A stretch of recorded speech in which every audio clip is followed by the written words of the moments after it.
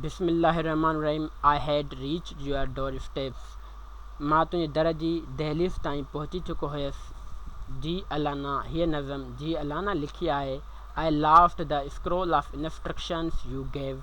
मां विञायो हुयो परचो हिदायतुनि जो जेको तव्हां ॾिनो हुयो। To guide me to the door of your house. मूंखे रहनुमाई करण लाइ तव्हांजे घर जे दरवाज़े ताईं। I sat in distress on life's cross road. मां परेशान वेठो रहियुसि ज़िंदगीअ जे चौराहे ते। And asked the वेफेरियर्स।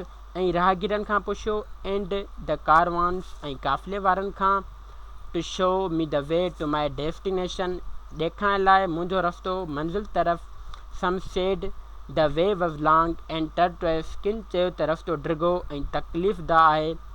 U had said it was short and delectable. तव्हां चयो त मुख़्तसर ऐं आरामदा आहे। Others opined it was narrow. ॿिनि राय ॾिनी त इहो सोड़ो।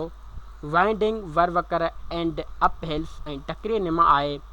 U had said. तव्हां चयो हुयो it was straight and universal. इहो सिधो ऐं काइनाती आहे।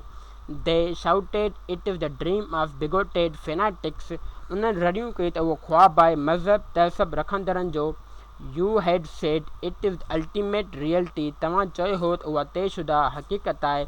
In world that is worth but a moment. हिकु अहिड़ी दुनिया में जेका क़ीमती आहे पर हिकु घड़ीअ लाइ।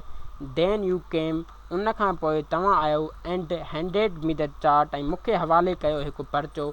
आई found I was sitting at the very gate. मां ॾिठो मां त बिल्कुलु दरवाज़े जे क़रीब वेठो हुयसि। Not knowing I had reach your door steps. मां ॼाणिया बि न पियो त मां तव्हांजे दर जी दहलीज़ ते पहुची वियो हुयसि। ट्रांसलेटेड बाय इमरान उल हसन सोलंकी।